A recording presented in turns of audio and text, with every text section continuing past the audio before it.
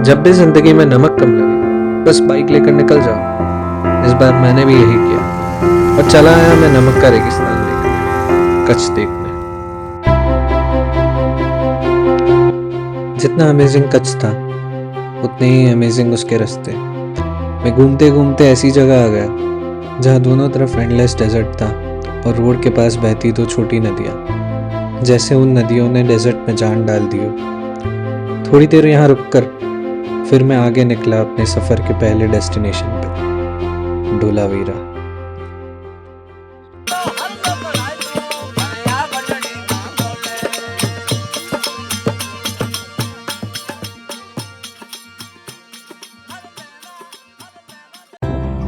जब आप run of Kutch lake से होकर कच्छ जाते हैं तो धोलावीरा एक छोटा सा आइलैंड विलेज है जो रास्ते में पड़ता है।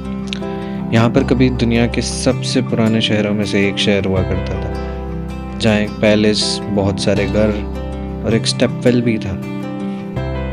अब यहाँ सिर्फ खंडर बचे हैं जो इस जगह की कहानी कहते हैं, और ये कोई नहीं जानता कि इस जगह को छोड़कर लोग क्यों गए। इसके अलावा यहाँ एक म्यूजियम भी है जहाँ धोलावीरा में मिली 5000 साल पुरानी चीज़ें रखी हैं, जो आप लोगों को देखनी ही चाहिए।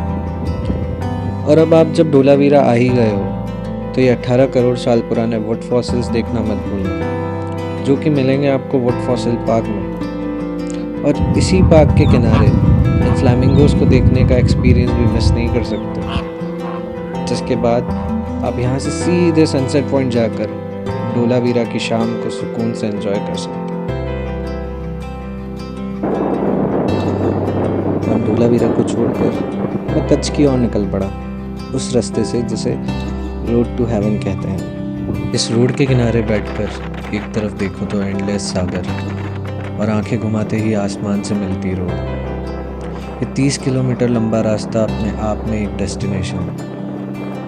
कुछ गाड़ियों के निकलने के शोर के बीच जो लहरों की आवाज़ की शांति है, वही इस रोड को सबसे अलग बनाती है। इसे पार करते ही या तो आप काला डूंगर जाकर ये व्यू एंजॉय कर सकते हैं, या अगर इंतज़ार ना हो तो सीधे कच्छ की ओर निकल सकते हैं। रोड टू हेवन पार करने के बाद रन ऑफ कच्छ पहुंचने में आपको सिर्फ 1 से 1.5 घंटा लगेगा, और उतना ही भुज से भी लगता है।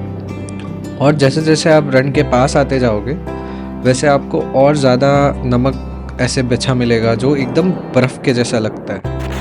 अगर आपको कम से कम ट्रैवल करना है तो आप अहमदाबाद की जगह भुज तक फ़्लाइट लेकर भी आ सकते हैं, फिर भुज से कच्छ और कच्छ से धोलावीरा जाकर वापस आप भुज आ सकते हैं।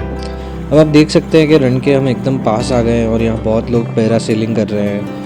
आपको रण उत्सव के टाइम ये ट्रैफिक तो मिलने ही वाला है, इसलिए if you want to avoid it आप एकदम या तो नवंबर स्टार्टिंग में आइए या फिर फरवरी मिड में। तो जैसे कि आप देख सकते हैं मुझे पार्किंग तक पहुँचते पहुँचते तो बहुत टाइम लगता, तो I park my bike here itself and decided to walk.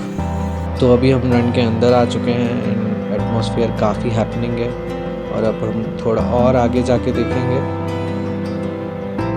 और थोड़ी दूर आकर ये नज़ारा देखा तो सफ़र की सारी थकान ही चली गई। लोग आसमान को छू रहे थे और ये जगह मेरे दिल को। ऐसे ही चलते चलते कब शाम हुई पता ही नहीं। यहाँ बैठे बैठे जितनी दूर नज़र गई बस रन था, और उसके ऊपर पड़ती ये शाम की रोशनी जैसे सफ़ेद चांदी पर सोने की चादर हो। मुश्किल से ही कुछ लोग दिख रहे थे, और जो था वो सिर्फ मैं, ये रण और ये ढलता हुआ सूरज।